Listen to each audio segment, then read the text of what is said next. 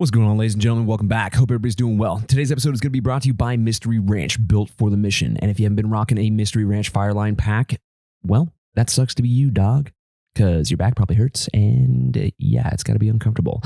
But they make arguably the most comfortable, the most well-built, and have the bitchinest warranty in the Wildland Fire game. So go over to www.mysteryranch.com and check out their Fireline packs if you want to upgrade. But also while you're at it, I want you guys to go over there and check out both the 3-way expandable briefcase and the Urban Assault 21 packs, both in Wildfire Black. The reason why? Well, a portion of the proceeds from those pack sales, both the 3-way briefcase and the Urban Assault 21 pack, it's going to go back to those folks in the field that are telling the story of Wildland Fire. How they do that, you say? Well, go and check out the Backbone series. What it is a storytelling platform and giving the real story on the line. It's kind of an educational campaign, if you will, to educate the public and tell the story of Wildland Fire here in the United States. Yeah, there's $1,000 scholarship up for grabs via the Mystery Ranch Backbone series. So if you want your opportunity to win, well, go over to www.mysteryranch.com and check out the Backbone series. Tell your story, don't write it in crayon, make it good, and you have an opportunity to win one of these $1,000 scholarships. So once again, go over to www.mysteryranch.com and check it out. The Anchor Point Podcast is also going to be brought to you by our premier coffee sponsor, and that is going to be none other than Hot Shot Brewery. It's kick-ass coffee for a kick-ass cause, and a portion of the proceeds will always go back to the Wildland Firefighter Foundation.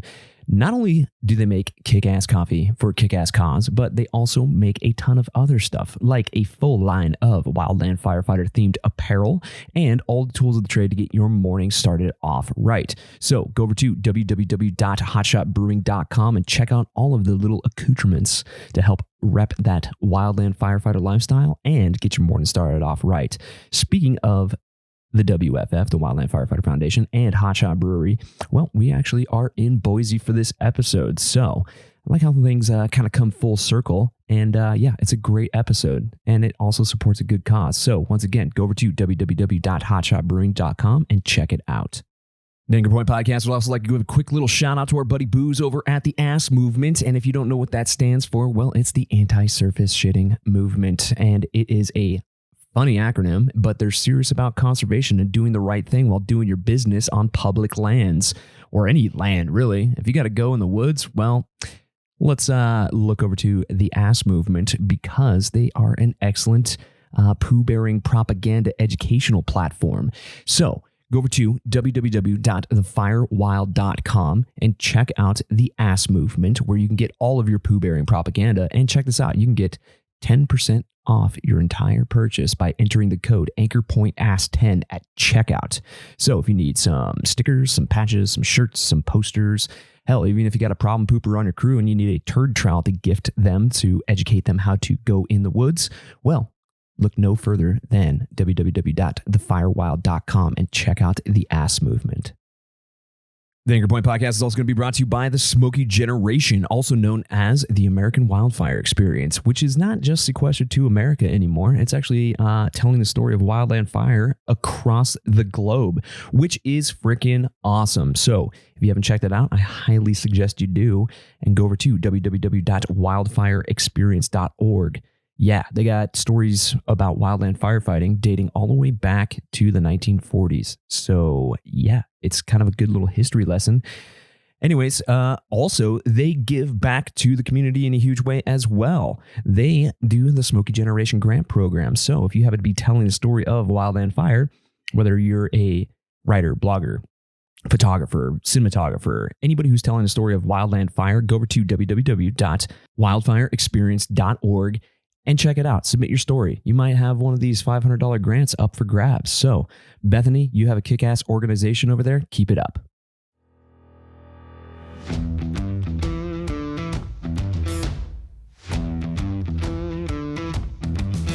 The views and opinions of this podcast do not reflect the views and opinions of the United States government, the Department of the Interior, the Department of Defense, the Department of Agriculture, the United States Forest Service, the Bureau of Land Management, National Park Service, the Bureau of Indian Affairs, or any private, municipal, county, or state firefighting organization, any law enforcement agency, any medical provider, or any contractor employed by any federal agency.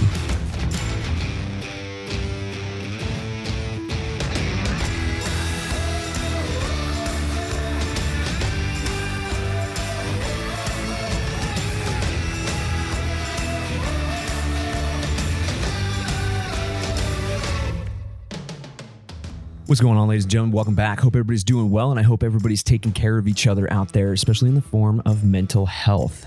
Yeah, do yourselves a favor, check in on your buddies, do a little status check on all of your fire family, and also, you know what, do a little status check on yourself as well. I know I've been hammering down on the mental health, topic lately, but that's because this is the hardest time of the season, is that winter, that layoff time to when you start ramping up again and getting going for the new season. So do yourselves a favor and check up on each other.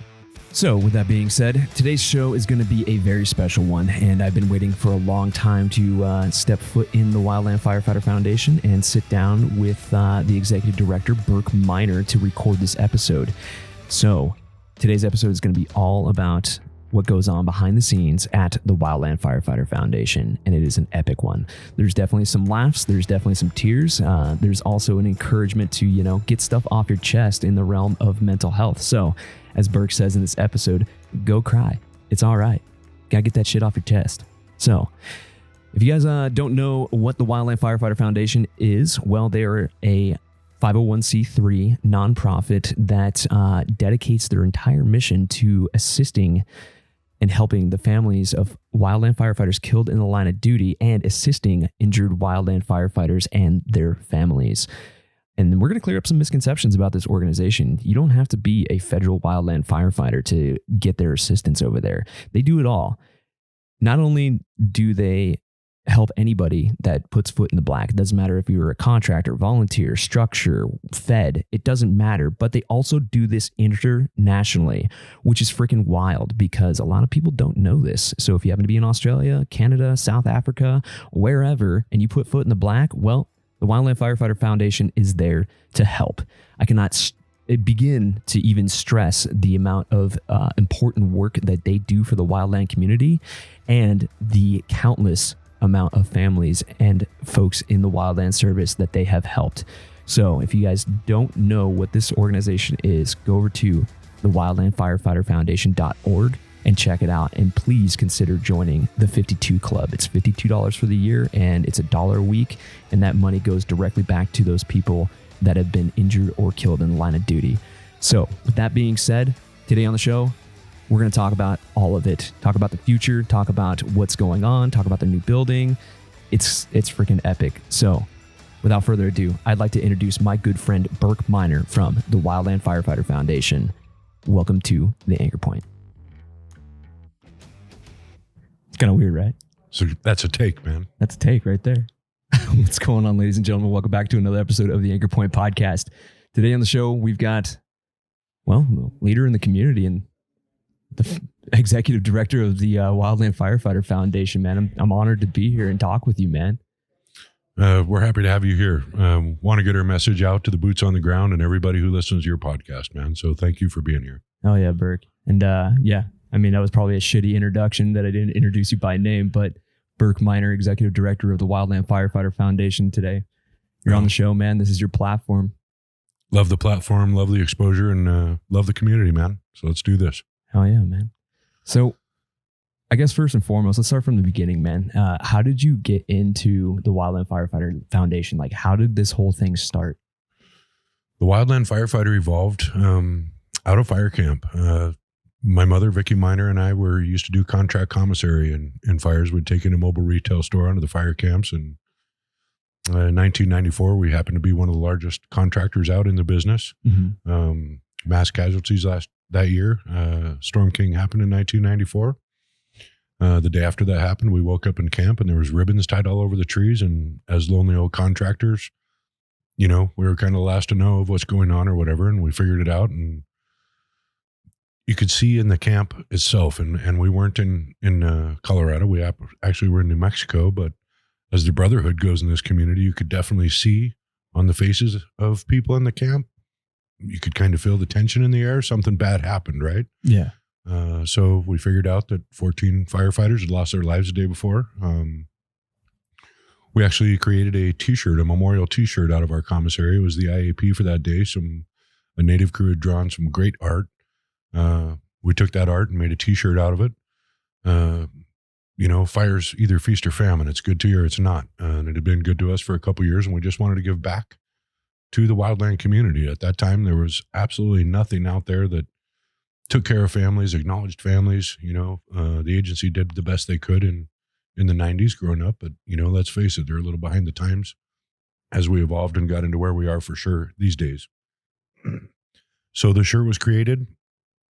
Excuse me. We raised over $100,000 with that T-shirt in the rest of the commissaries for that season. No shit. We'd sent that money back to Washington, D.C. to be dispersed to those families. And at that point, all was good. We raised the money, we released it, and went back to the community. Yeah. It just so happens Vicky had checked on the money about a year later and had figured out not even 1 cent of it had made it to any of those families. It got stuck in a nonprofit in Washington. We don't need to go who it was and where it was, but it happened. Vicky's banging on the door and like, hey, that was our money and it was supposed to go to this place and we want it back to do this. And they're like, well, we don't really give our donors their money back. And if you, any of the boots on the ground or people know Vicky Minor at this stage in the game, you're either going to get Mother Teresa or Roseanne Barr, right? That place got Roseanne Barr that day for damn sure. And she raised a little ruckus over there and got the remaining of the money back. And at that point, we started the purple ribbon that signifies a fallen firefighter. Yeah. That was pushed out of Vicky's living room for a couple seasons after that, with some connections with the chief of the Forest Service then, and kind of put the purple ribbon on the map to signify a loss out there in the community. So to answer your question, how did the foundation start and where did it evolve? The foundation just evolved from that. Nobody that's here or has run this place ever went to college to be directors of a nonprofit. It was in nobody's grand scheme of their life project, if you will, or whatever. The Wildland Firefighter Foundation just started evolving from helping people. Vicky just started helping people, and pretty soon families started wanting to meet other families and hear about that and the healing that comes from talking to somebody who's walked down that path. I mean, everybody can look out there and talk about a snag falling on somebody or at the end of the day, or worst case scenario, burnover. These are really ugly situations in a family to the tune of sometimes they're not even talked about in a family. So it's very hard to sit there and console somebody and say, well, I know how you feel, when at the end of the day, nobody knows how they feel unless they walk that path with their own experience. And so that right there, introducing families to each other to share their own path, their own healing, their own grief, and everything that comes with that, started Family Day. Family Days, where we bring all the families together, and we've just kind of created a box for all the magic to work between the families and themselves, and they leave here with what we call nuggets of gold. When stuff's creeping up on them at 4:00 in the morning because of their loss or whatever they encountered along the way, they've met a buddy here at Family Day where they can certainly call, and that person knows about the crap at 4:00 in the morning, knows about the path, knows about what's going on. And they talk, and quite frankly, over the years that I've seen it, there is no better healing than that. You can talk to any kind of grief counselor, trauma counselor out there, and yes, they do work and do great for people. But at the end of the day, there's nothing better than somebody that's walked that path and can share stories and bring the healing about. Yeah, I mean, comparatively speaking, like if you're to compare that to like a hotshot crew, right? We're all out there embracing the suck together. And now we oftentimes forget about our home life. And when something happens, that tragedy does happen, you need that peer support structure to actually, heal for that whole process, man. For sure. You have to. It's definitely a process, and definitely other people needed. That's a tough road to walk alone. Yeah. And it's good to have other people. It's unfortunate, don't get me wrong, but to have that connection with someone who's walking that similar path, like you're saying, man, that's huge. And that's one of the very many things that the Wildland Firefighter Foundation provides. Over the years, we've come into, let's face it, I've been involved with this foundation for 30 years now. There's nothing in this community I haven't seen. I've seen everything under the sun, from any kind of fatality out there, however it can happen, from the air, on the ground, in the fire, and every injury that's come along with that. Same. We've seen everything under the sun. There's nothing we haven't dealt with. And we're good at it. And we just keep helping people, whatever the needs are. I like to call us the Make-A-Wish Foundation in the wildland community now. I don't care what you're going through. Just reach out and let me know what you're going through, and I'm going to get you some help. Whether it's out of this office, which I hope it is, and if it's not, I got contacts everywhere to get people through whatever they need. They got whatever need they have to get them through their process. We've dealt with, and can get them on the path.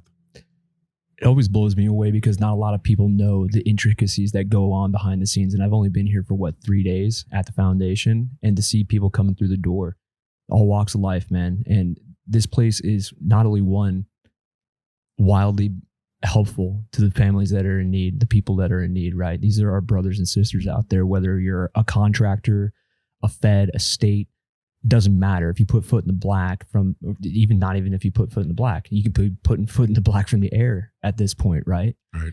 You still help those folks. And secondarily to that, this place is incredibly moving. If you walk through these doors and you see all these photos on the wall, look at this shit, man. It gives me goosebumps Makes talking your hair about stand, man. And if it didn't, you wouldn't have a heart. Yeah. And it blows me away, as a public building that we have and our doors are open to the public. It's not like working at a Walmart or a 7-Eleven, man. People aren't coming in here to get a gallon of milk and just doing their day-to-day routine, man. They probably got a lump in their throat they're swallowing. They have a need. They want to give back in some way. But they're emotionally touched on some level when they come through these doors. They know what they're doing when they're coming in here. And quite frankly, if they haven't been in here before, they are blown away. These pictures are overwhelming. And I tell people all the time, if you've been in this business for any amount of time, you either have heard of the story, you were on the fire, something that affects, your visual sense when you come in here and see the picture. You're like, oh my God, I was there. I knew that. I worked with that guy, or he was my crewmate. And, these are the scabs start coming off at that point, man. Oh, yeah. Everybody stuffs it down while they're in camp. Unfortunately, as the boots on the ground or in the air, when incident happens, the fire doesn't quit to let you mourn and heal, right? And that it does not. You still have a mission. You're still back at it the next morning, busting your ass, man. Oh, yeah. And so you've had to shove that down. You've had to shove your traumas down. Buck up and move on is kind of the old slang, and unfortunately, it's not that way anymore. We're really getting in touch with our feelings as we grow up and evolve as human beings, right? It's not the old stuff it down and get your ass back to work. Let's talk about this, and crew meetings and SISM and everything is out there for the people, right? But when you come into the foundation, you're getting a real taste of what's happened in the community and the actual magnitude of how many you did not know that didn't make media, that all sorts. That's one of the famous quotes in here when somebody comes in. I didn't know there was that many. Literally the last 3 people that came in, we were bullshitting with those guys. That's verbatim what they said. I had no idea. Yeah, well, this was the amount of people. And if you don't deal with it on a day-to-day basis like the foundation does, you probably don't know. You catch it on the news, you catch it on social media. But quite frankly, there's a lot of those that don't even make any of those platforms, right? Yep. I mean, and there's also a catalog of people that we don't have up on the walls yet. For sure. Yeah. It's still our mission is to honor past, present, and future, man, but I'm not God. I don't know every situation out there. And until they bring that situation to our awareness, we've done our best to catalog and go back into the history. If you look at these walls, they're clear back into the 40s, right? Yeah. But we didn't even come about until 1994. And quite frankly, just got started at that point. And we don't miss much nowadays, but there certainly is plenty from the past that, have gone unnoticed or unhonored. And, we depend on people that know those stories to bring them to us and honor their friend or whoever they're speaking about, right? And it's a beautiful thing. It happens a lot. Yeah. Like I said, man, it's a very, it gets real as soon as you walk in the door here, because you understand the gravity of the situation, right? This is the unfortunate truth that comes with the territory of our careers, right? For sure. No this is a dangerous job. It is. And this is living proof right here. That's a lot of it could happen. I mean, we don't want to. And like you were saying right there, we tend to bury that shit deep down inside and we don't want to talk about it, or we can't heal from it. But when you come to a place like this, you can truly understand the gravity of everything, the culture, the humanity, the human factors. This is preserving a legacy. I walked in here, man, and I counted 8 people that I directly knew or directly worked with or has mentored me on these walls. Shit, Absolutely. Some of the people I've grown up with, man. And it's actually, every time I come in here, Burk, it's hard. Yeah. It's hard, but it's a wonderful, bittersweet experience. Even at the we're old looking eye to eye, man, and I can see it in your eyes when it's coming out in mine, and it is hard. If you if it wasn't hard, you wouldn't have a heart. But at the end of the day, it's one of my most famous questions when people come in here. How do you work here? And it's past the hard for me. It's about honor. It's about bringing that loved one to light. It's about honoring that family, so their firefighter's never forgotten. It's about the legacy of that family, that their guy was out there, their mom was out there. It doesn't matter the gender, man. Their firefighter was out there. They bleed the same blood as us, man. They all bleed the same, man. And it's an honor to serve these families, and it's an honor to keep this legacy alive. There's nowhere else in the country where you can go and walk in and witness something like you see when you get in here. I mean, every little town has their own little monument. Every little town has their own picture of their firefighter. Yeah. But nowhere in the country, man, are they all honored like this. I mean, it's overwhelming. It is overwhelming when you come in here. But, being a host of this is all I am. We are a nonprofit. Nobody's ever going to own it. So I host it right now, right? Yeah. Being the host of this is probably the most honoring thing I've ever done in my life. And it's an honor to serve. It's got to be a tremendous amount of weight on your shoulders as a consequence of that, though, because you deal with this directly on a day-to-day basis, man. And like you were just saying right there, it's like your most common question. And I even asked you that at the fundraiser we did on Saturday night. How do you do this? Well, it's just, I don't know how I got here or anything like that, but I'm definitely on my life path, and it's an honor for me to serve. It's an honor for me to go hear their stories. It's an honor for me to help talk to them about whatever they got going on, or find them the right resource to help them heal. It's an honor, and it's been put on my plate, and just dealing with it tenfold, man. Kind of hit my stride at 50, and this foundation's doing great things and on a bigger scale than it ever has. So it's a beautiful thing. It is a beautiful thing, and man. Why everybody's listening, it's not a Burk Minor or a Vicky Minor thing. We have a whole staff here. We have volunteers from all over the community. There's a lot of people in the community doing a lot of good work, right? Mm-hmm. We're just kind of, where the buck stops at the honoring level that we are. Oh yeah. Speaking of people out there in the community doing wonderful stuff for not only the Firefighter Foundation, but the community in general. Shout out to Sam Piercy. Today's his birthday. It's today. Happy birthday, Sam. You out there listening? Hope you're chiming in, man. Sam's a phenomenal human being. Great dude. His heart's behind what he does, just like ours is here. He gets it. He's been through it. He's been in the system long enough. Like you said, 8 or 10 people on these walls, same for him, Oh, yeah. Sam, I'm calling you out on your birthday, but Sam lost his daughter here not too long ago and pushed through his own fundraiser with that. And his heart's definitely in it, and honoring her at the same time. And, when you got tragedy in your family like that, a lot of families shut down and deal with that. And Sam kept poking through with his, fundraisers and what he does for the community. And that's his healing, right? I mean, everybody has their way to heal. Yeah. Just keep pushing it forward and keep paying it forward and doing that. So for all you out there listening, if you can get over to the Rippin' Lips and catch that big fish this year, and, there's a lot in it for the fishermen over there as well. But, yep. Happy birthday, Sam. That is that whole family. They're incredible humans. And, I hate to target Sam, but it is his birthday today. But those kind of people are everywhere doing fundraisers for us. And it's a wonderful thing. That's their way of giving back. And then they all have their things they go through. They have all been affected in wildland fire at some point. And they all believe in us, and they keep the fundraising going. And it's incredible to watch. And it's incredible to be a part of. This is an incredible community. That's the thing, man. It's like you said, it's one of those things where you kind of briefly touched on it in that, but it's not a matter of if, it's a matter of when you're going to know somebody or something may happen. If you spend a long enough time in this career, it should be no surprise. Well, it's always a surprise. It's kind of hard to, I guess, put into context, but eventually something will happen. Either someone will be affected, or you may even be affected personally with like an injury or something like that. Now, Burk, you've helped people that I know. Well, listen, here's the deal. Family, and I get this from every crew that comes in here or anything like that. When you sign up to be a federal employee under the job we're doing out there, there's a little piece of paper in there that you sign. It's called a beneficiary form.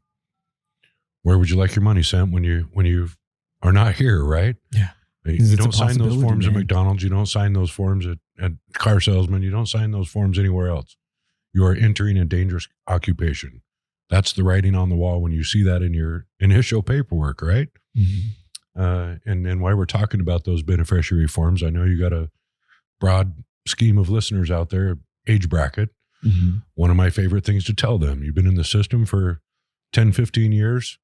Your life has changed somewhere through that. And if it hasn't, you've got a great relationship and kudos to you. But more times than not, people have been through divorces. They've gone through this, that, and the other. Consequence of the career. I encourage federal employees to go back and kind of check their beneficiary form they signed 15 years ago. At that point, you were probably in love with your baby mama, would have gave her the world, signed her up on there.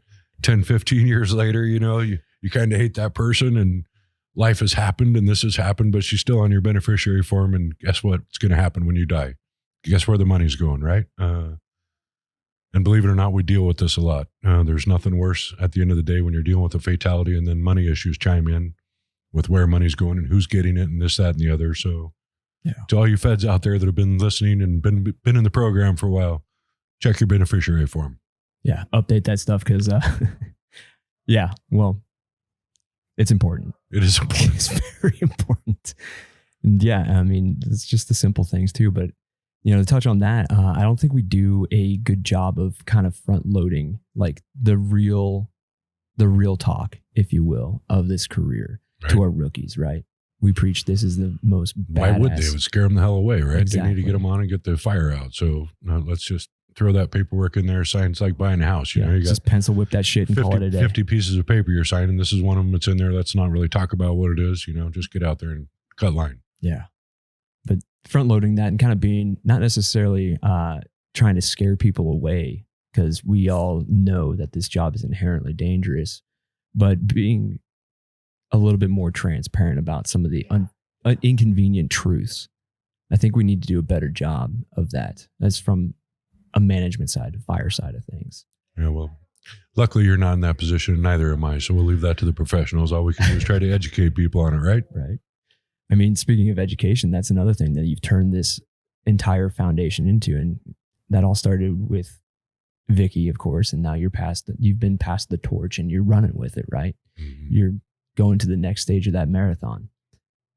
The educational component behind the Wildland Firefighter Foundation, it's not only preserving the legacy of these injured and fallen firefighters, but also telling the story of wildland fire. And that's something that's going to be developing even more so here shortly with the new additions to the building, the interpretive center. As the new building evolves, we're going to lean towards that. This will be an interpretive center for wildland fire. It'll be a place where the fallen is honored, where magic happens every day to the community, needs, hardships, long-term stuff. Like at this point in my career, how can I offer that and not offer the other? Yeah. You get a family of a firefighter in here. Yes, everybody's family knows their loved one's a hotshot or a firefighter. Or but what does that mean? Whatever he is. But right, do they really know what he's doing out there? Not a fucking clue. I know tons of firefighters that don't even let their people know what's going on, right? Because they don't want to worry them that bad. So at the end of the day, when people come in here, we want them to know what their firefighter does. We want even the public to know what a wildland firefighter is, right? Mm-hmm. Well, it's that whole misconception, right? It's like if you tell, I guarantee you, any firefighter that boots on the ground that is listening to this, and you tell some Joe Blow public that you're a wildland firefighter, what's the first two things that they guess at?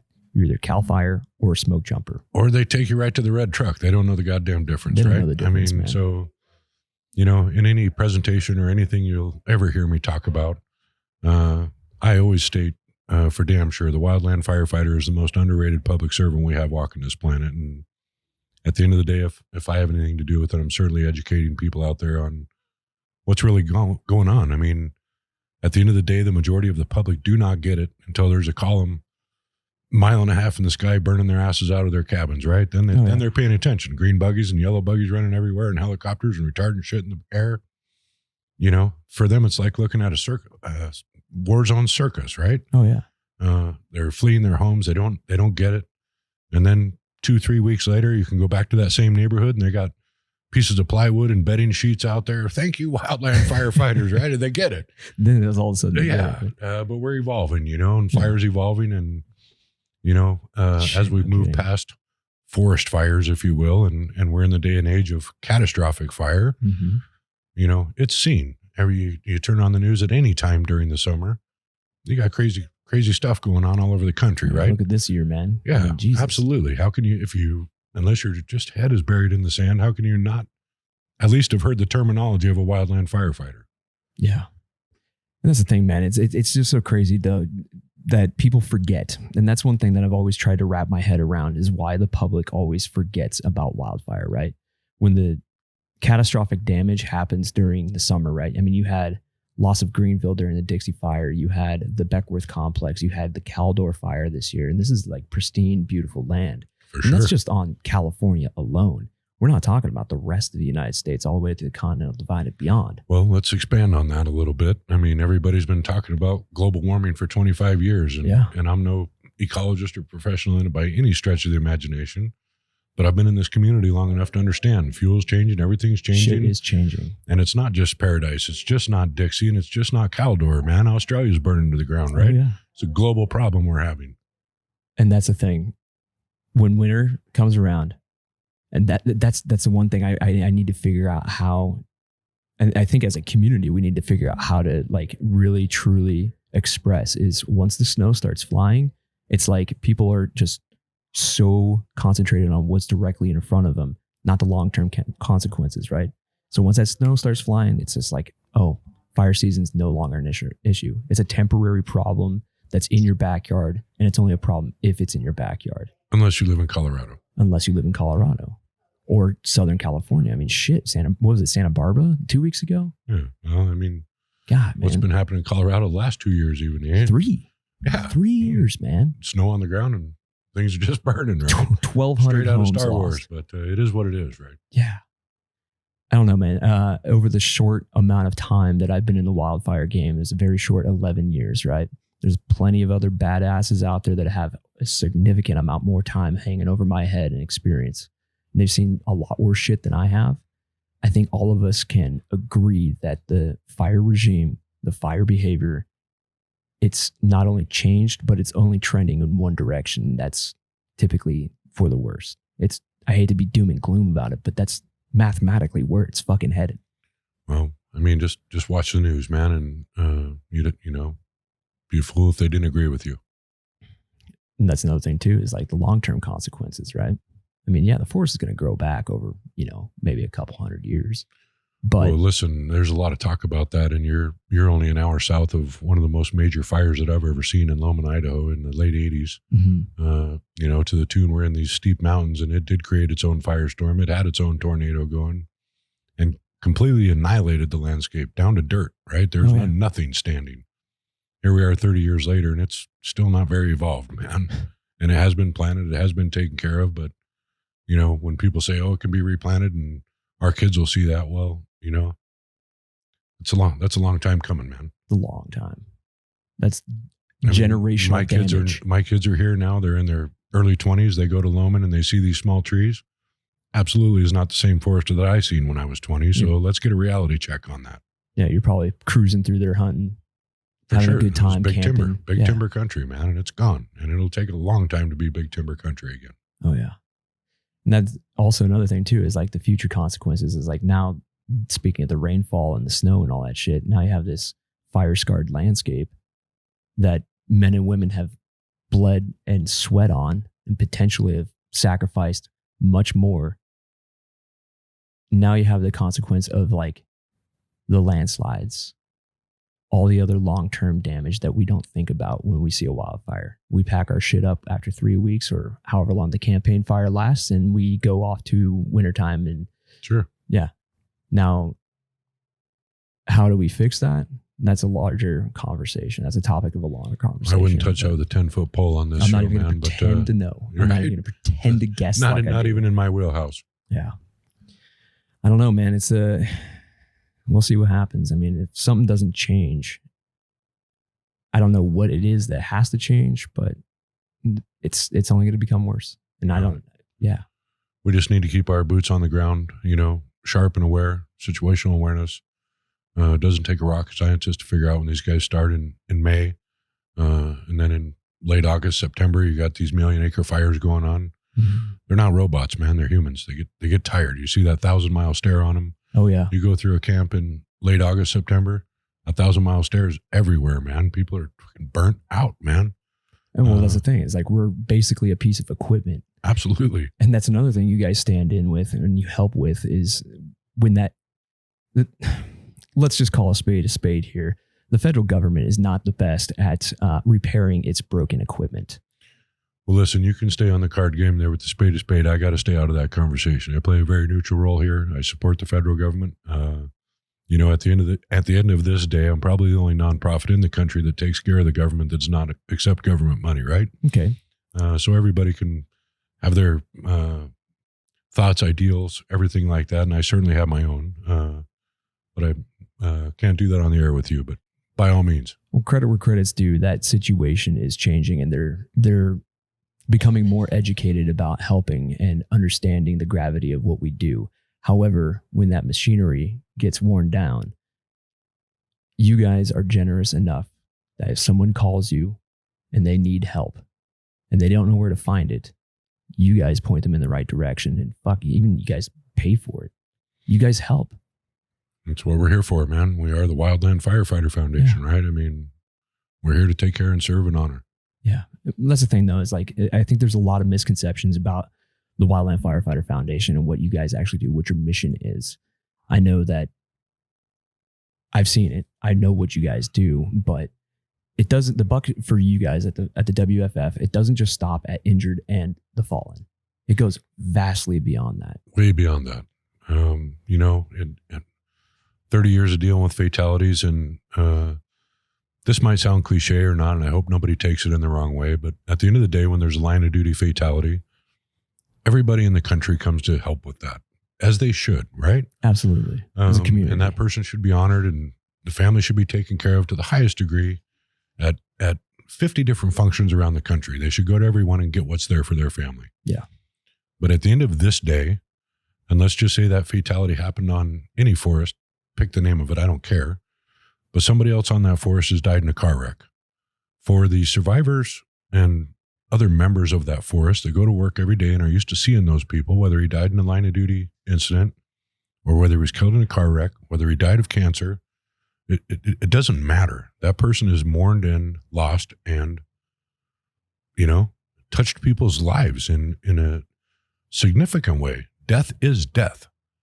So yes, we're there for the line of duties. Yes, we do that. But, you know, having witnessed over 30 years, everybody in the country shows up for that. And quite frankly, on the non-line of duties, the car wrecks, the cancers, it's not treated the same. Nobody's there, man. But we are. We're going to be there and we're going to keep doing that. That's who we are and what we stand for. And that's another thing too, man. It's like the non-line of duty deaths, the unfortunate mental health consequences in association with suicide there, the freak accidents, all that stuff, man. Let's just call it life. Yeah, life. Life happens. Life happens, man. And you guys stand in there to pick up and patch the holes. Yeah, that's what we do. And I don't think a lot of people realize is that doesn't necessarily just include feds. That is carte blanche anybody who puts foot in the black, whether it's from the air, the ground, the wheels, internationally. Contractors. Contractors are a huge part of it. I mean, you know, if we can politically say, contractors aren't treated the same as feds. Running out of Fed resources, where do they go, right? Contractors just as important. Mm-hmm. And unfortunately, they lose their lives out there too, just right next to a Fed. And, you know, that's a whole bucket of worms. But you're absolutely right. We're there for everybody. And quite frankly, you know, when you talk about a contractor and a line of duty fatality, there is nothing for them there, man. No, it's not like there's no public safety officers benefits. There's no honor guard. There's no fund. There's nothing. The whole 9 yards. There's none of it there. So quite frankly, if anybody out there needs us, they do, right? Absolutely. More so than the feds, I'd say. Well, you know, I treat it on an equal scale, but been in the community long enough to know where the buck stops and who's getting love and who's not, right? Absolutely. I mean, that's the thing though. It's like they're not treated as our equal. At the end of the day, and I will say it. You can say it. Yeah, they're not treated the same. No, they're not. They're definitely not. And not here to talking about why and how we can change and blah, blah, blah, blah, blah. That's It's a topic of a larger conversation, here, man, man. for sure. Yeah. Not trying to segregate, not doing anything like that, No. but just trying to spread the love, man, equally. Yeah. And now the international aspect, Canada, Australia. Let's talk about that, man. Dude, when I'm sitting here running this foundation and I'm watching Australia burn to the point where the koala population might not ever come back. They might be extinct, man. They eat one fucking thing, and that's the only thing that grows down there pretty much. Right. Eucalyptus. Exactly, man. But it's gone. You know, I can't sit here and watch what's happening over there and watch their firefighters going down. They do it on a completely different scale. Yep. Yes, there's training back and forth between countries. There's this, that, and the other. There's an exchange program. Absolutely. Yeah. Why shouldn't I help over there? 2 years ago, they had 7 fatalities over there. I was involved with every one of them. We have bronze statues and brigades over there currently, right? It's a brotherhood. Doesn't matter. Like, we're going to go back to my statement about Paradise, California. It's not just paradise, man. It's happening globally. So if I'm the Wildland Firefighter Foundation, I got them to take care of these guys on a global level. I don't care where they're at. There's nothing more I can say to that. We're spreading the love wherever it needs to be, man. And that's the thing, man. You guys are very unique that you stand out in the community as the one-stop shop, basically, for the entire globe. Well, listen, you're not going to see on my social media or on my website how many people I help during a day, where our money's going to which family. I certainly don't air family's laundry, never will, never have. We don't pound on our chest. You know, our momentum, our movement, everything is from the boots on the ground. It spreads from mouth to mouth. Hey, the foundation helped me, man. Why don't you, see if they can help you, blah, blah, blah. And you'd be surprised how many phone calls I get here from donors. Mm-hmm. Hey, I asked this firefighter, where's a good place to put my money? The Wildland Firefighter Foundation. It's coming right out of the boots of the ground's mouth. Yeah. That is my advertisement. It's not on my social media. It's not nowhere. There's no need It's the love I give to the boots on the ground. And that's the message that comes back, man. And it's a beautiful thing. Yeah. And that's the thing, though, is like, there's no need to gloat. There's no need to beat chests and pound chests or anything like that, because people know. No, it's certainly not about that for us. We'll look at how many lives. It goes without saying. Look at how many lives you've touched. Yeah. Well, you've been here for how many days? 3 days. And how many have you seen, right? A lot. And we're in the wintertime. Yeah, this is the people slow just part. keep coming through our doors with needs, man. Yeah. We just keep helping. Well, shit, even the fundraiser that we do with Kevin, man. Yeah. I mean, that was epic. It was epic. Like, Kevin's message, the best thing that I took away from that night, it was not the money that was raised. It was these other smoke jumpers and hotshots that say, dude, you made me man enough to talk about my mental illness, what I'm hiding from my family, what I was stuffed down. Yeah. I mean, that's the beauty of those things, right? To get people to uncover themselves and get healed, man. It takes a lot of courage to be vulnerable, and it takes a lot of courage to admit that, hey, I need help, because we're a bunch of proud people. We don't like proud adrenaline junkies, man. Oh yeah, dude, we're chasing that high constantly, right? Man. And wintertime is the hardest time. That high, you can't chase that high, so you go chase it other ways, right? Well, we've evolved from wherever we evolved from, but we are group people. Oh yeah, we're a tribe. While you guys are traveling in your buggies through the summer, you got that community love, you got the brotherly love, right? Mm-hmm. Fire season's over, and you go family. to Reno, or you go to wherever, to the ski resorts, Bahamas, I don't care, suck on martinis down on the beach. You're lonely.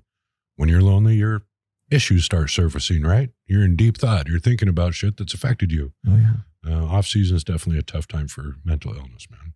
And that's another thing too, like the mental health programs that you guys run. I know personally a lot of people that I've sent your direction. Now, I'm not going to throw out a number or anything like that. I'm not going to throw out names. Never, ever do that. But the amount of people that I've referred to the Wildland Firefighter Foundation, that you've referred to culturally competent clinicians across the entire United States and shit, even internationally in Canada. Yeah. Let's just say it's a significant number. And that's just you. That's just me. Right. Not including people like Hot Shot Brewery or whoever else. We're sitting here doing a podcast, and you're talking to the Wildland Firefighter Foundation, and I'm talking to you about what we do and who we serve, and we get into the mental aspect of this job that you guys do out there and what you see and what you encounter. How could I sit here and talk about yeah, we can help you. We can do all this if I didn't have my pockets loaded with arsenal, let's call it. And I'm talking about mental clinicians, right? Yeah. You guys have an arsenal. Absolutely, we do. Yeah. I'm not going to go boasting that we take care of people if I couldn't back it up. Yeah. That's the thing, though, is that you guys follow through, right? You take care of us during the hard times. We have to. Yeah. It's wild, man. And this whole place, it's not only sombering, but it's wildly beneficial. But I think more importantly is it's a cornerstone of the community is what I'm getting at. This is the home for the Wildland Firefighter here. I mean, right to the Plowskis on our door handles, right? Absolutely. This new building is to the fact when I get boots on the ground or in the air that come to my building, they're going to know damn well right when they open that door, they're at home. And that's what I want. Want them to feel at home here. I want them to shed their stories. I want them to feel like they can talk here. That's what we stand for. That's what we are, and that's why they come here. Yeah. I mean, shit, even in their off time, I think the last time I was up here, and that was at the former other building, it was 2018, the last time I was through these doors. Mm-hmm. I mean, granted, they're different doors now because you have a new building, you're expanding, you're doing the interpretive center, but even at the old building, man, you walk through that place, it's heavy, but it's home. It's home. It's a home. You know, we can talk about any aspect of it, but every aspect we have, you're not going to find again in the country. Nobody else is duplicating what we're doing. People are trying to help, obviously. There's, like we talked about, amazing organizations out there doing amazing stuff. Yeah. I've been around the country. I'm well-traveled, been in this business for a long time, and I've never seen anything like it. So I feel safe saying that. It's one hell of an endeavor, man. And I guess I could probably speak on the behalf of, I'm just going to say it, I'm going to speak on behalf of the entire fire community, but thank you for what you do over here, man. Thank you for what you do, man. You're one of the people I talk about here that are trying to make change, you know, and bring about awareness of whatever's going on. So, you know, it takes a whole tribe to raise a child, man. At the end of the day, it does. And we're just one aspect of that. But thank you, Brandon. Yeah, man. As far as the future lies, though, I have this vision board over here. I dragged that over when you weren't looking so I could show it to the camera and everybody looking. But I'm going to grab this thing real quick and maybe you can go into explaining what the future of the Wildland Firefighter Foundation is. And we kind of briefly touched on it with the interpretive center, but I think a visual would be pretty good for the folks that are watching this on YouTube. Sure. Pull it up.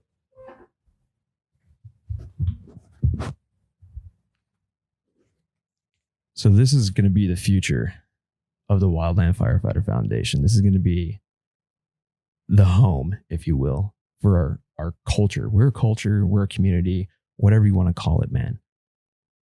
It looks like a ranger station. You know, it's a place of business, first of all, and you get that from that. But it's also very fire related, man. The front lookout tower here, you know, in the interpretive aspect, where, you know, old lookout towers played a huge part in wildland fire, right? Have to talk about that. We've duplicated some of that stuff, but, you know, internally all through this place, you'll find every aspect of fire and you'll learn some information about every aspect of fire through there as well. And you get to honor everybody that's passed through these walls. And the walls of honor, man, obviously. Yeah. They're all the way through this place. These walls could talk, man. I mean, they talk in their own way, but it's incredible. The future of the Wildland Firefighter Foundation, man, I'm excited to see what it turns into. I mean, we've talked about what it's going to look like, what that vision is. And I'm excited to see the future of this, man. You and me both, man. Absolutely. I can design, I can throw my input into contractors that are around doing this, that, and the other. We can have signage built. We can do all that. But at the end of the day, it's the community that's creating this place, man. And it's a beautiful thing. You know, I actually had a conversation with Shuey last night. And Hi, Shuey. Hi, Shuey. And we actually got upon this subject about how related everybody is, like how the correlation between everybody in this community. Doesn't matter if it's a business, doesn't matter if it's a podcast, doesn't matter if it's Shuey's paintings or whoever's out there in the community. Everything comes full circle through these doors, back out and through these doors, man. Absolutely, it does. It's one of the tightest knit, you know, communities I've been around. I haven't been in the military. I haven't done all that. I get it. I get the camaraderie. Yeah. But I have been in this community, and it is tight, man. They've, you know, these pictures on the walls, their buddy that's came in or their it's always, hey, I cut line with that guy. I went to an academy. I'm the brother hotshot crew to that crew. We trained together. We drank a beer together. Doesn't matter what the story is. They've encountered each other, man, somewhere along the way, right? Yeah. It's the camaraderie here is tight. It's a beautiful thing. Yeah. It's magic, man. And I definitely want to see this continue on in perpetuity, man. I just want to see this go on forever. Well, listen, man, nobody does more than, the original directors here, which I'm one of them. And we're building sustainability here. We're building not only for the building and the things you see, but for the people we serve. The sustainability that's here for generations to come to take care of these people, man. That's what we're building here. And it shows. You guys are passionate about it. I mean, everybody in here is just wonderful. Everybody. These aren't just regular employees, man. We have basically 3 families that work here, and they've all been here a very long time. They all bring their uniqueness to the table as far as what they do for the staff here, and to make this whole thing go around, man, right? I mean, it takes that, but I just don't hire every Tom, Dick, and Harry off the street that needs a job to be here. It's not that kind of place. Yeah. You got to be oozing some passion for this community on some level to even have that conversation. Yeah. And that's the thing is like, there's going to be a lot of, I think there's going to be a lot of people out there that, are inspired by your story and they kind of want to try and be a part of it more so. And it's, I when people ask me, how do I get involved with the Wildland Firefighter Foundation? I mean, I can say, yeah, hit up Burk or call this number or, support them by joining the 52 Club. But what's your thoughts on that? How can someone become more involved with the community? Look, everybody wants to be a part of something great, man. Yeah. I mean, they really do at the end of the day. I'm still a part of many other organizations. I love to be a part of something great, either than what I'm doing. Yeah. To answer your question, for somebody to feel a part of the Wildland Firefighter Foundation, to feel a part of the wildland community, my favorite thing is having them do fundraisers. Mm-hmm. Fundraisers bring out their own stuff in their own community. It supports the community at large that we serve. Educates the public. Huh? It educates the public. Absolutely. Yeah. There's always people, that didn't know that are invited to these different functions, and now you got somebody that's interested and maybe they go do their own fundraiser or maybe they bring something to the table that nobody thought of that touches that group that night. I mean, there's little synchronicities that happen through that all the time, man, right? Anything that's done on a heartfelt level will draw synchronicities and the right people to it. So, for people that want to get involved with the foundation, let's chat, do a fundraiser out there, bring your own local community together, your families, and then also on the bigger scale, the wildland community. Let's take care of it. Yeah. And I think that's a bigger thing too. Is it about the foundation to a degree, but is it more about the boots on the ground? That's the real mission. It's about the people we serve. You know, the foundation is just a building. It's just a name. But you got to operate that and you got to keep taking care of people. You got to do your mission, right? Yeah. Our mission is to reach in and sustain the home of a killed or injured wildland firefighter. And we're good at it. Doesn't happen overnight. Doesn't grow on trees. We need fundraisers. We need people that want to get involved. We need people that want to push the message. Mm-hmm. You're running a business over there. Shit just don't happen on its own, man. No, you got to get out and beat the streets, right? Yeah. It takes a lot of work. We've been doing it for a long time, and there's a lot of fundraisers out there, and there can never be too many. And that's another thing too, is like, I think people kind of get hung up with the fact that they need to be like some big tool swinging fucking hotshot superintendent to throw a fundraiser. Absolutely not, man. You can be anybody. You can be anybody. And some of the best fundraisers come from anybody, right? Right. You get a little passion behind what you're doing.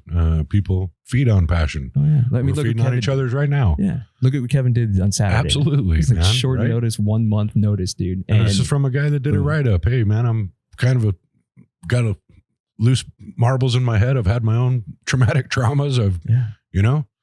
I've talked to a pistol face to face, right? He admitted that. Oh, yeah. He got his ass down the road and he did it for the community. He did it for himself. And you heard me tell him that night, out of the 2 months I've been working with that guy and watch him start before he even started pedaling. Oh, yeah. He was a changed man. You could see it on him the night he wrapped this fundraiser up. Oh, yeah.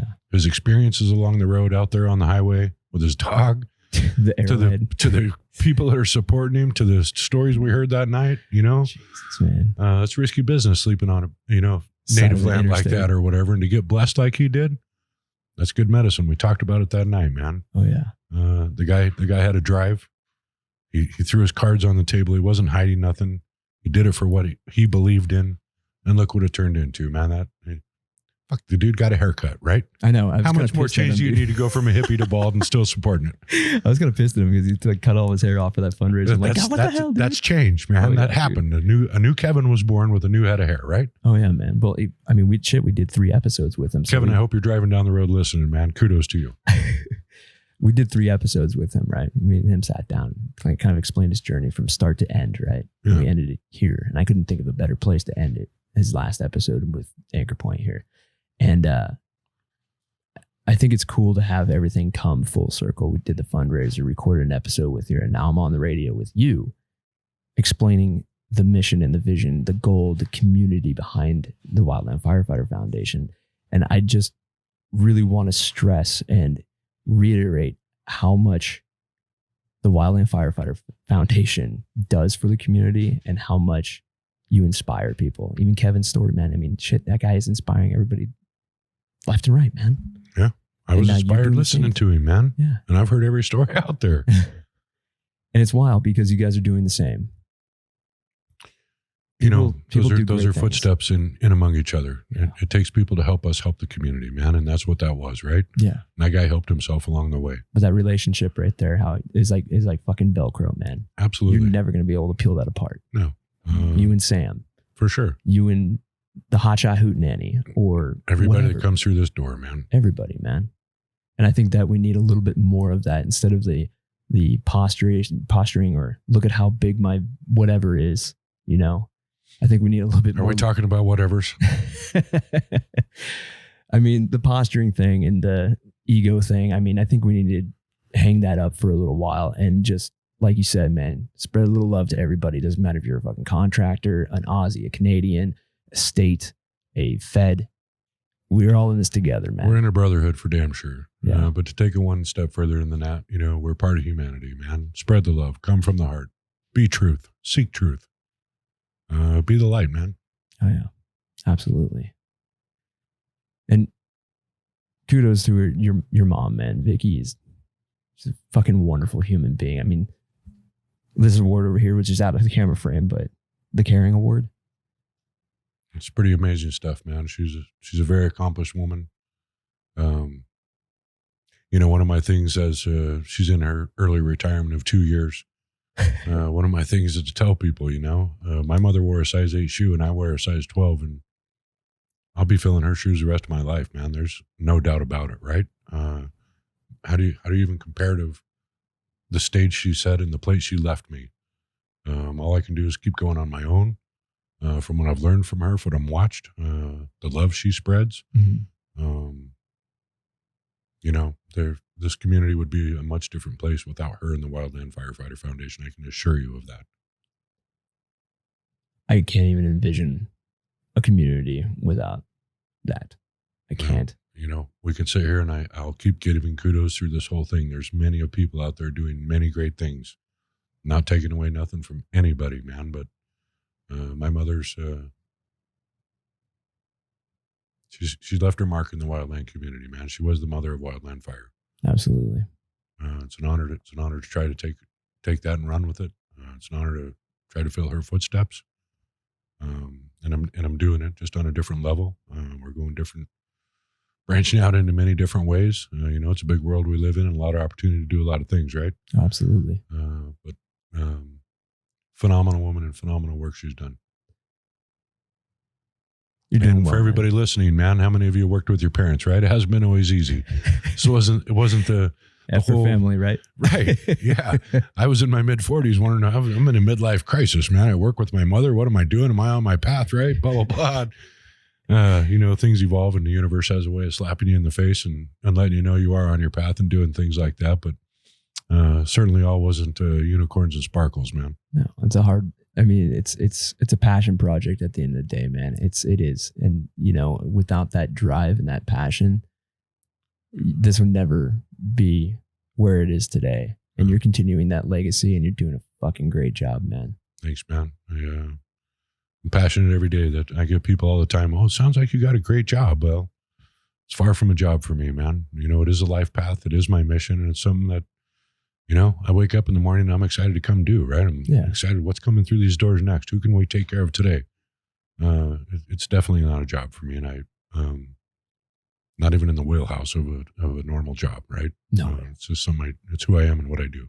Yeah, you're passionate about it, man. And that's the thing too, is like, I think a lot of people don't understand that the amount of work. I mean, we had this conversation yesterday, or what was it, Sunday, right? Mm-hmm. About it's a 24-hour a day thing. 24/7, man. 24/7, dude. I'm taking care of crap in the middle of the night. I'm delegating to, trauma therapists, my staff, getting flights ready, coordinating everything under the sun. Initial conversations, right, with families and with fresh widows and fresh mothers, and that's just not easy, man, by any stretch of the imagination. Yeah, that, and I think that you do a good job, and your mom also did a good job, and I think that's where you picked that up, or maybe you just absorbed, but you take the time to go hang out with these families. From the stories you've been telling me, man, it's like you stick around for as long as it needs to be. Well, it's not just families, it's the boots on the ground, man. And that's the community I live in. It's the community I love. It's the community I serve, man. And I will spend the time. When we seen it that night at the fundraiser, Yeah. I cannot go anywhere to any type of function in this community and not have people coming up and sharing their stories of gratefulness or thankfulness to the foundation, or how we've affected their lives, or anything like that, man. And why would I want to be doing anything else? I couldn't think of anything else. There's nothing else that can even compare to it, man. And I've done everything under the sun. God, man. It's wild. It's wild to hear your story. And it's also, I guess it's wild to understand like how much goes into all of this. And I hope everybody out there listening understands how much. It's certainly not 9 to 5, man. It's not like you walk through the door and clock in and clock back out at 5. It's not even on the Richter scale of that. Fuck the hours. It's not just about that. It's the passion, man. It's bringing a community together, and to be able to do that and continue to do that. Not only is it, you need the 10,000 hours or whatever to become masterful at it, but it's the passion. I see it in your eyes, man. You're talking about how it's difficult. Like, I can tell I'm having a hard time being in these 4 walls and looking around at all these pictures, man. I can see it in your eyes, man. You're passionate about it. I am passionate about taking care of the boots on the ground, man. Yeah. Taking care of this community and being a part of it. Been in it all my life. I grew up in a fire town, right? Yeah. It's in my blood. And you got some pretty cool, unique experiences as far as like the Cold War kids thing, man. That was so cool, man. Dude, I can't even tell you, like, if we shifted gears and went to that side, how blessed I am in my life of stuff that comes down the pike that supports this foundation that I get to be a part of. Yeah. Right? I've been drinking Coors all my life, man. It's no secret. Anybody that knows me, we've had a beer together, right? Yeah. Maybe not 10 or 12. So some people get lucky like that, right? Get to know the real Burk. Guilty. How did I sit here at times when I've hung out with Pete Coors for the evening, at some seminar or somewhere where we've shown the video or anything like that, or why I'm throwing out a ceremonial pitch at a San Francisco Giants baseball game next to Pete Coors, and I go back, how did I manifest that? How is that in my life, right? But it's not all doom and gloom here, man. There's huge parts of this that I'm so grateful that happened to come down my pike, man. I'm bewildered almost all the time. How did that happen? How did, the love I walked away from taking care of an incident or a family or a boot on the ground, I'm trying to absorb that, and then I turn around and I'm hanging out with Slash, Cold War Kids, Pete Coors, Bruce Willis, all these people that stumble across our path to do fundraisers, or we're a part of something big that they're doing. Yeah. It's absolutely amazing, man. It's pretty incredible, man. But it's even more incredible that you've been able to network across this wide array of vastly differing people. Like you're saying, man, Bruce Willis. Like, how the fuck do you get connected to Bruce Willis through the Wildland Firefighter Foundation? What relationship does Bruce Willis have to the Wildland Firefighter community? Well, it's like, seems at one time he owned the biggest ski resort in Idaho, right? And when you're dumping more retardant on that ski resort than has ever been dumped before to save it, he's going to come be a part of it, right? Yeah. Throws his bluegrass band together and they start singing, and it turns into a fundraiser, man. And shit. At the end of the day, who are they fundraising for? Wildland Firefighter Foundation that takes care of the boots on the ground that took care of his ski resort. I mean, that's how it all goes around, right? Yeah. It's full circle, right? Synchronicities, man. We talk about it. Oh yeah. But that's the thing, man. It's like that whole manifesting thing that you briefly touched on there. It's if your heart's in it for the right reasons, you're gonna get dropped synchronicities, and you're gonna get some good shit in your life, man. Just look at Kevin, man. Look at his entire fucking journey across the country, man. Dude's life was changed every day. Every day I would talk to him. Burk, you're not going to believe this happened to me. And some days tears were in his eyes. He couldn't believe it was happening to himself, right? Oh yeah, dude. It's the beauty of doing heartfelt stuff, man, no matter what you guys are doing. But there's a bigger message there too. I mean, it's like, it's not just you. It's not just Kevin. It's not just whoever throws a fundraiser. I mean, anybody has this ability. And I think that's the beauty of the foundation as well, is you preach that message, man. Just come from your heart, no matter what you're doing, man. Yeah. As long as it's good genuine. stuff's going to happen. As long as it's genuine, it's authentic, and you're in it for the right reasons, good shit's going to come your way. It's receiving, man. It's receiving from a heart level. Yep.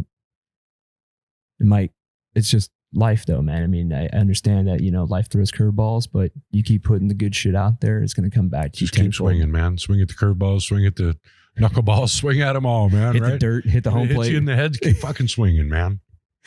That's another thing, man. Just don't give up either, man. And some of your listeners might have thought I was very religious at this point or whatever. They don't know how we deal with fatalities, but sorry about the F-bomb there, folks. I'm not a religious guy. I'm very spiritual, but I am as authentic as they come. And that's the way to be, man, because it's real. For sure. Other than that, man, what else do we got planned for the future? Just however we can, whatever the needs that keep coming about, that's my plan for the future. Yeah. To tackle those needs that keep coming through these doors or over this phone. That's the future. I mean, you're branching out into other stuff too. I mean, shit, you got a pile of JK boots back there. You're fitting people for boots out of the foundation, man. I wear a lot of hats in a day. I told you I grew up in contract commissary. I used to sell white boots to the point where I used to get calluses on the side of my fingers lacing up boots on the community, right? Mm-hmm. I've been custom hand fitting boots for a very long time. JK came about, and it doesn't take a rocket scientist. You look at that boot, particularly wear it around. That is the best built boot on the planet, man. It's a damn nice boot. And I've been in boots all my life, man. Show me another one. Yeah, gets to the point of you restore an old car and you throw a price tag on it. Somebody balks at the price. Go show me another one. I don't care. Go show me another boot that beats that one.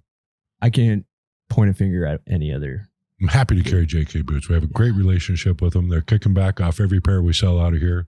It's been a great fit. I love fitting boots on the guys. It's something I'm proud of. I'm good at. What's the most important thing to a firefighter, man? Their feet. Right? Hands down. Happy feet, happy you, happy feet, happy firefighter, right? 100%. So I've taken pride over the years, the last 30 years of fitting feet, man. Yeah. And I've seen them all. Don't think you'd be out on the line and guys take off their boots and you do some fitting. You get some. I've seen everything under them boots, man. Fucking skanky socks, black feet, toes growing together around. Web feet. We were sending pictures back and forth to Tim there at JK Boots. We're fitting prosthetics in here, right? Yeah. And God bless those guys with prosthetics who are still out beating the side of the hill, right? Pretty impressive. That guy's got the heart to go fight fire. I'm going to get his goddamn boot fit. Good, right? Yeah. I take pride in fitting people's feet, and that was a little raunchy. I've seen it. Feet are gross, right? Let's face it. I don't know. You know a lot about feet. It seems like. Just saying, bro. Well, especially you find feet that haven't showered in 2 weeks, man, right? But they need some new boots. I'm like, oh God, plugging my nose, getting the job done, but we get it done. No, it's cool, man. I mean, it's like you got everything under one house, man. I mean, you got your coffee cups, you got your Next Belt. Next Belt's an awesome company. I actually rock one of those. Yeah. You got JK Boots. I've been trying to get your jackets out the door here, but when we met in 2011, we met on the Bastrop fire. That was the first time I ever met you. And I got one of your jackets and I took it home and I still have that motherfucker today. That's awesome, man. Yeah. It's a little ratty. You're one of the many. At that point, we didn't have a beer together and you were in your Nomex. And the next time I seen you, I'm like, brand new, right? What are you talking about, right? Dude, you get so many people. I meet thousands of them. Yeah. And it's hard for me because there's only one of me and they know me. But it takes a while for me to get to know them, man. Sometimes at fundraisers, we're all drinking and whatever and blah, blah, blah. And having a good time. What do you mean you don't remember me? Well, fuck, dude, I had 10 beers that night. What are you talking about? We're a surly bunch, man. It's part of the culture. But yeah, man. I mean, also it's like keeping shit real. You know, I think that's wildly important.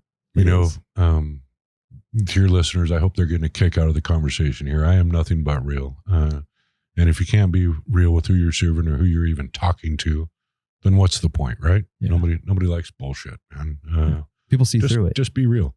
Yeah. And I think I bring that level from the foundation to the boots on the ground, man. I get them all the time in here. And one of my favorite things to say, and everybody asks me, have you been a firefighter? When were you a firefighter? Look, man, I've never been a red carded firefighter, but I can cut logs and drink beer with the best of you. Don't shit yourself, right? And that's I'm real with him. I'm on that level with him. I'm not a suit and a tie. If I wore them, of course. Is that my day-to-day operations? Absolutely not, man. You come in here and you're going to see the real me. We're going to connect on a real level. If you need a beer, we're going to have a beer. You need to talk, you need a therapist, whatever you need, man, we're going to get you there. And it's all realism. And I'm happy to be that guy and play that role. Yeah. Yeah. Speaking of that, even like something as simple as like, because I came back here in 2018, you could tell I was going through some shit. For sure. You could tell. And you're like, hey, man, you want to go get lunch? And that meant the world to me. Well, it did. You know, part of my job here is to cut through the BS that walks through this door. And you know, at the end of the day of hitting 50 years old and being one of many on this planet to do many things, the eyes don't lie. Mm-hmm. And then when you can really start knowing people from their eyes, you can walk in here, you don't have to say a word, man. And I can pretty much tell what's going on with somebody's eyes, right? Yep. Eyes are the truth. And they don't lie. They show pain, they show happiness, they show everything, right? Oh, yeah. They see right through They get sketchy if you're lying. I mean, eyes don't lie, right? No, they don't. So you get good at somebody's eyes and you can get good when people need a little love, man. Yeah. I was up here for, what the fuck was I up here for? Oh, my helicopter manager. I was up here for my helicopter manager course over here at NIFC. That's just right around the corner, right? And yeah, you recognize that right off the bat, dude. You could tell I was going through some shit. Well, you heard a gentleman at the fundraiser the other night. I saved his life, he said. Yep. I was there. I don't take that statement lightly, man. And he's one of the many. And, you know, at the end of the day, trauma crawls on these guys. They see shit that shouldn't be seen. They experience things that rightfully people shouldn't experience. And they experience it often. And at the end of the day, they might lay around in their bed at night and think, oh my God, I need a therapist. I need this, that, and the other. Well, I'm here to tell you, man. And all you guys that are hearing this, what I really want you to hear is sometimes you just need to cry, man. Just let it out. Let it go. Go out in the woods and grab a big old fat branch and just start beating on a fucking tree and scream and let it out, right? You'd be amazed at how many onion layers that peels right there, right? Mm-hmm. To the point where you fall down in exhaustion. I mean, that kind of beating and screaming and yelling and crying. It's catharsis, gentlemen. Its finest, man. People that are listening, all you men that are too proud to cry, and do us all a favor, man. Go cry. It starts there, and sometimes that's all that's needed. So I coach growing men to cry. You know, it's needed. It is needed because, I mean, the women are obviously better at it than men. I'm gonna pull the sexist card. I'm not here. touching a gender in that conversation. I'm gonna fucking touch it. Man. I'm gonna fucking touch. Women the need to cry too. Women need to cry, but they're better at admitting shit than men are. For sure. 100%. For sure. And it's usually the women that make you cry. Just kidding. But it's true, man. We bottle all this shit up and you just don't let it go. And sometimes it's just a massive release, man. Yeah, just some catharsis, man. Go break some shit. Go to a rage room. Feel like you can't cry, go grab that big log or bat or something and start beating on something until the tears come, right? And then don't hold them back and let them keep coming until they come. Get it out, man. Get it out. Let it out, man. You'll be a new man. Yeah. And for all you big tough guys driving around listening right now, go cry. That should be a new motto. We should make a shirt on that. Go cry. Go cry. Now. Go cry. You over there. No one's going to judge you. Look, we're being funny, but at the end of the day, no, there's fucking truth behind this. There's definitely truth behind it. Absolutely, man. I bottled shit up from, in fact, my mother passed away when I was 12. And I think I was telling you a story. She passed away in St. Alphonsus Hospital here in Boise. Yep. So I've got some very, very deep seated ties to Boise. She used to live up here. I used to come up here and see her for summers. I had block schedule on school. So I'd do 2 months on and 1 month off. And I'd spend all that time that I had free here with my mother. She passed away when I was 12. So And I bottled that shit up for the longest time. And I was a very, very angry young man. And come to find out in retrospect how fucking stupid I was. But I was an impressionable young man, right? Mm-hmm. Didn't know what to do. Lost. A young man needed to cry. Yep. 100%. 100%. Yep. And I know that there's thousands of you out there that are listening to this podcast that probably need to do the same. Probably didn't. You look in the mirror in the morning, you wonder why your eyes are puffy, you wonder why they're red, you wonder why you can't stop this feeling, you wonder what's going on in your head. Mm-hmm. Go cry, dude. Go get a good cry on, man. Your whole face will change. And then fucking talk to your homie in confidence. Absolutely. You need to talk about it. Kevin says it. I've said it. You've said it. Every goddamn clinician that I've had on my podcast has said it.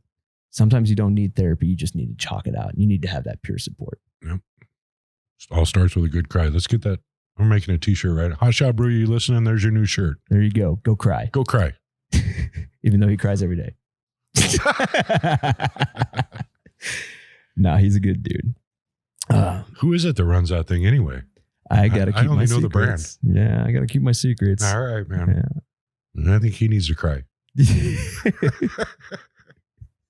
He's going to call me once this episode. He's going to cry when he hears this episode. Yeah, because we both know who it is. But yeah, we know who it is. The anonymity behind that brand is kind of hilarious. Well, there's reasons for anonymity. Yeah. But you know what, man? It's, and I'll say it. Yeah, he runs his business like a frat house, right?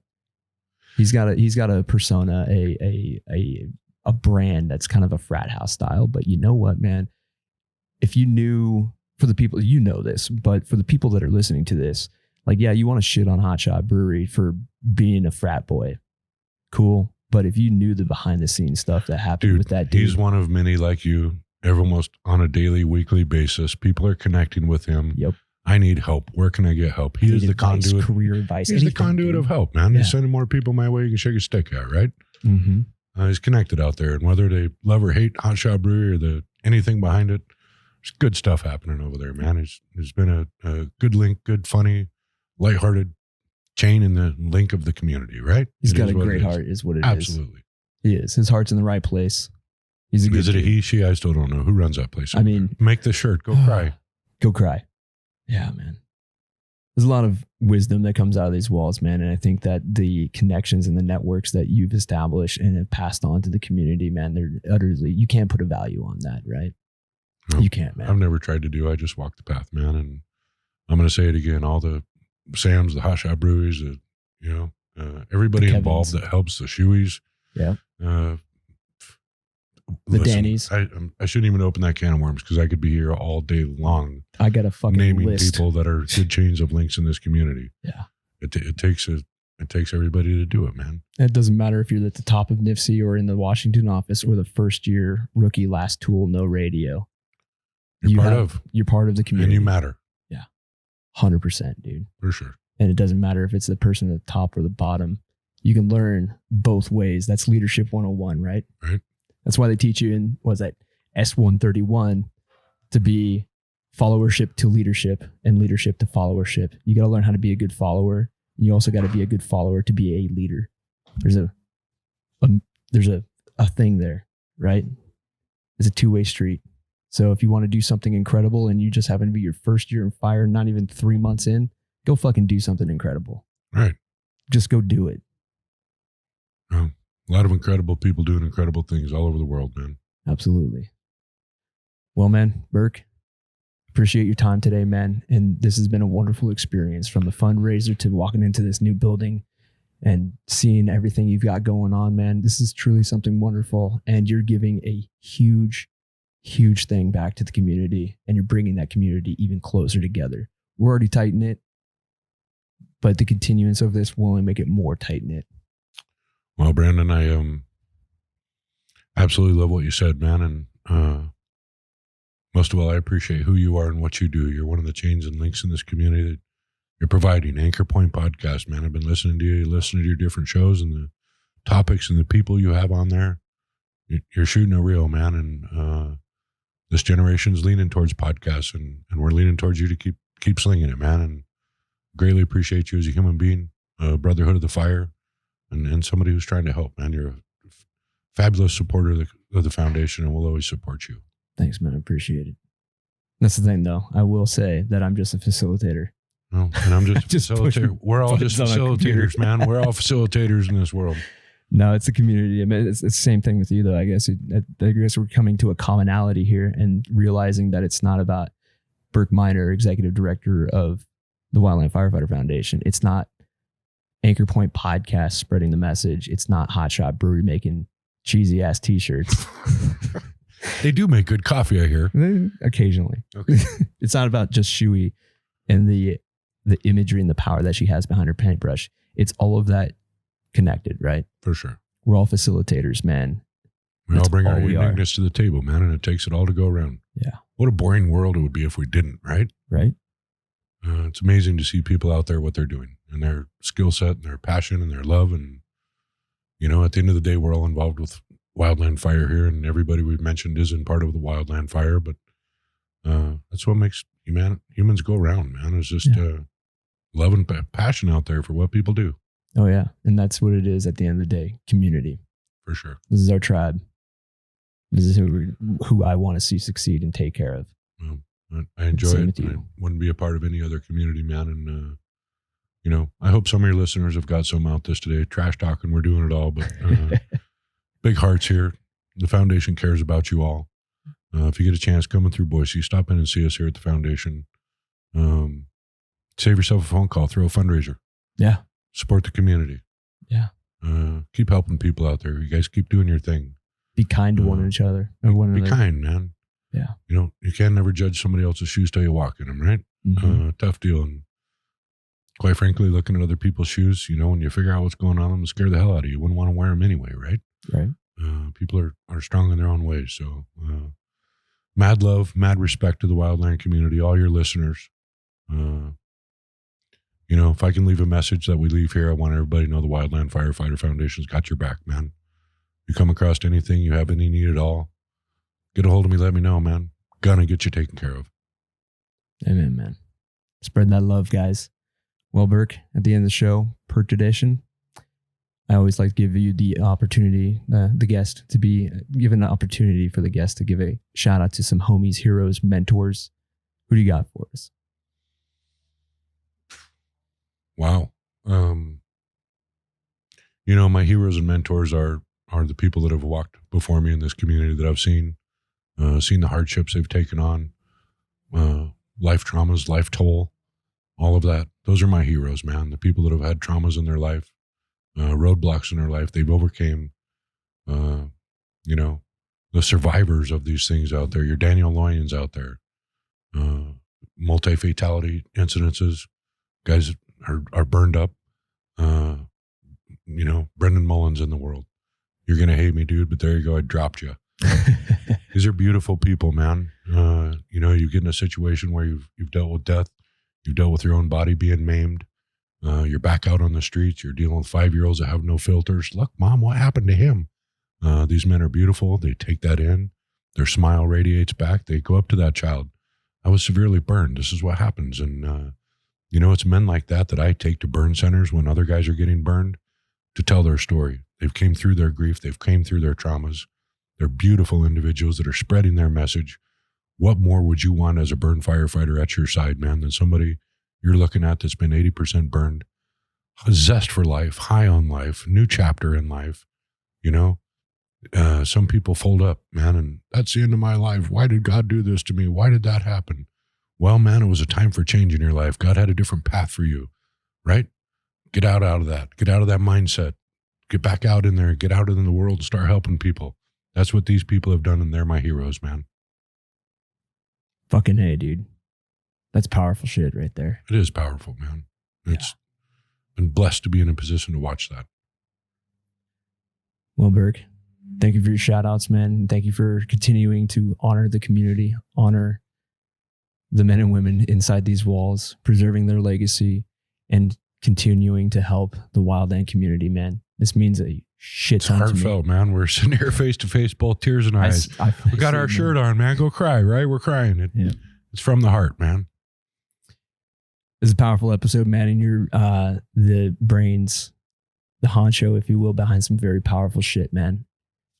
Please continue what you're doing. You're doing it great. You're knocking it out of the park, and people love and respect you for it.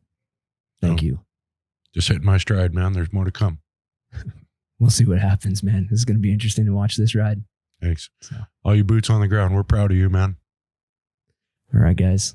We'll see you on the next one. Burk, thank you so much. And boom. There we go, ladies and gentlemen. Another episode of the Anchor Point Podcast is in the books with my good friend, Burk Minor from the Wildland Firefighter Foundation. Burk, thank you so much for being on the show. And once again, man, thank you so much for having me come up to Boise and sit down in the great halls of the Wildland Firefighter Foundation. It was one hell of an experience, man. And yeah, thank you so much for what you do and the rest of your staff do over at the Wildland Firefighter Foundation. Once again, to reiterate, they are pretty much entirely donation based. I mean, they are a 501c nonprofit. And yeah, those dollars that are coming in definitely go to a damn good cause. So if you don't know what the Wildland Firefighter Foundation is, once again, go over to www.thewildlandfirefighterfoundation.org and check out everything that they do. They preserve the past with the fallen. They have an entire list of everybody who's fallen. It's being updated constantly, unfortunately, but yeah, it's a good place to take a trip down memory lane and kind of honor those folks that have fallen in the line of duty. They also, take care of the people that have been injured in the line of duty as well. And not only that, but their families as well. They've done a lot of instrumental work into getting people back on their feet again. And I cannot thank the Wildland Firefighter Foundation enough. In fact, I've got quite a few friends on that wall and know quite a few people that Burk and the Wildland Firefighter Foundation have helped over my career. So it's a great cause. Please consider donating and joining the 52 Club, or hell, even just stopping by during your summer shenanigans on the fire line during the fire season. So, Burk, once again, thank you so much. As for the rest of you, keep your heads up and yeah, take care of each other. We're getting to the home stretch, so hopefully getting your fitness in and gearing up for the season. And like I said previously, that mental health component, that's huge. And if you guys need any help, don't be hesitant to reach out to the Wildland Firefighter Foundation because they have a lot of resources.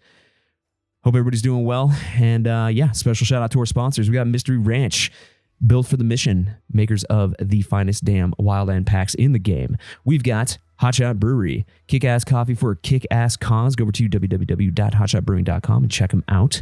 We've got the Ass Movement. They are the world's finest poo-bearing propaganda ever.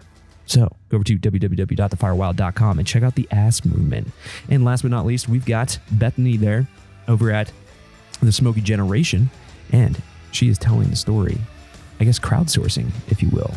Yeah, crowdsourcing the story of wildland firefighting dating all the way back to the 1940s, and your opportunity to win one of those $500 Smoky Generation grants is on the line. So go over to www.wildfireexperience.org and check it out. As for the rest of you, you all know the drill. Thanks for listening. Stay safe, stay savage. Peace.